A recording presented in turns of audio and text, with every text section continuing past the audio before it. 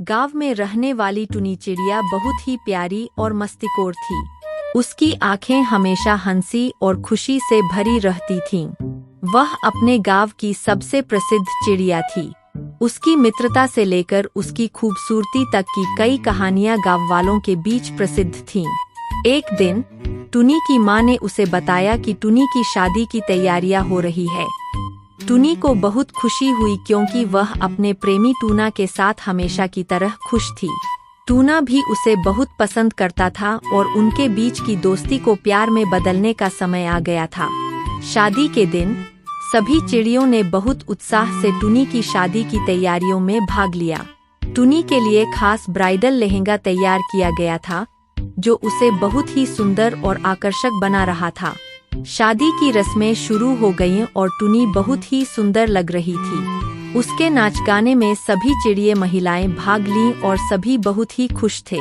अंत में टुनी और टूना को आपस में विवाहित किया गया और सभी उनकी शादी को बहुत ही बड़े उत्साह और खुशी के साथ बधाई दे रहे थे। जब शादी के उत्सव की धूमधाम खत्म हुई तो टुनी और टूना ने अपने नए जीवन की शुरुआत की। वे अपने गांव के खूबसूरत झरने के पास बसे एक घर में रहने लगे। वे दोनों हमेशा एक दूसरे के साथ खुश और संतुष्ट रहते थे। उनके बीच में प्रेम और समझौते की बातें बहुत ही गहराई से जुड़ी थी। एक दिन टुनी को लगा कि उसे अपने नए जीवन के लिए एक छोटा सा बिजली चाहिए। वह अपनी माँ से इस बारे में बात करने लगी। टुनी की माँ ने उसे समझाया, बेटा, हमें बिजली के लिए धैर्य रखना चाहिए।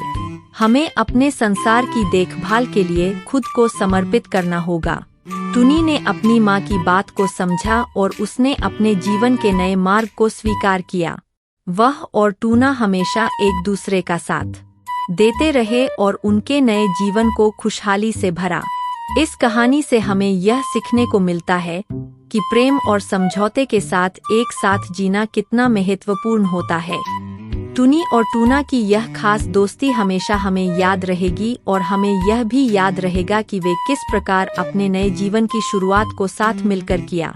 Like, comment, share and subscribe my channel for cartoon video.